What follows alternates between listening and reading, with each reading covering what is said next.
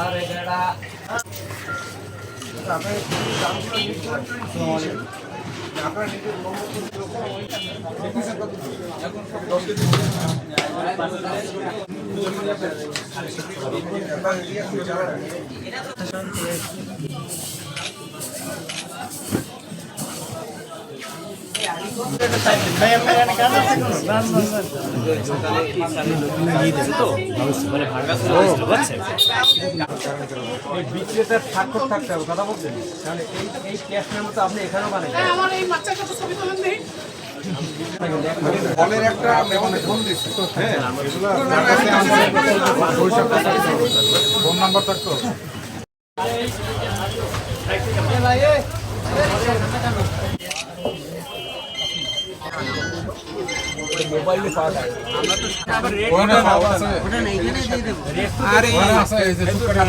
একটা লাগছে ওইটা কি খুচরা পাইকারি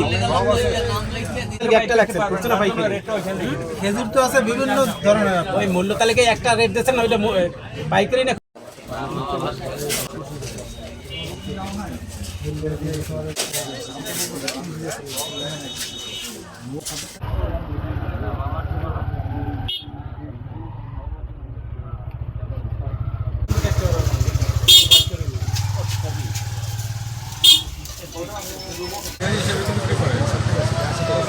এখানে কত পিস কেনা হয়েছে একবারে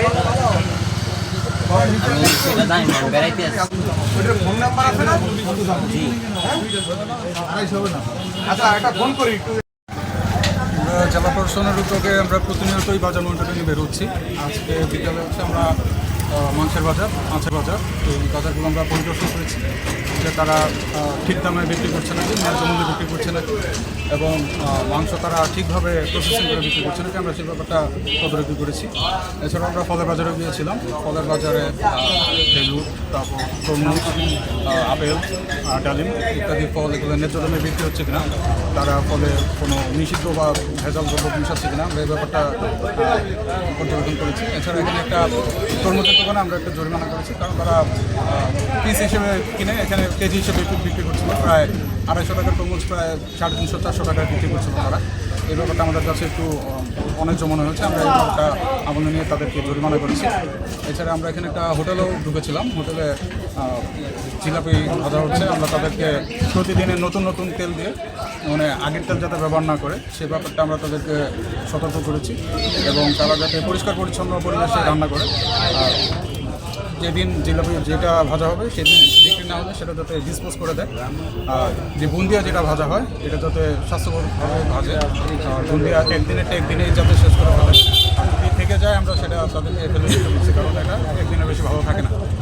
তো এই ব্যাপারটাই আমরা আজকে তদারকি করেছি। আর প্রতিদিনই রমজানের 30 রমজান পর্যন্তই আমরা জেলা প্রশাসনের উদ্যোগে বাজার মনিটরিং করব। আমরা এই বাজার মনিটরিংয়ের জন্য বিশেষ টিমও তৈরি করেছি, বিশেষ টিমের তারা আমাদের সাথেই থাকবে। আর আমরা জেলা প্রশাসন থেকে তো আছি, রমজানে ইনশাল্লাহ বাজার পরিস্থিতি স্বাভাবিক থাকবে।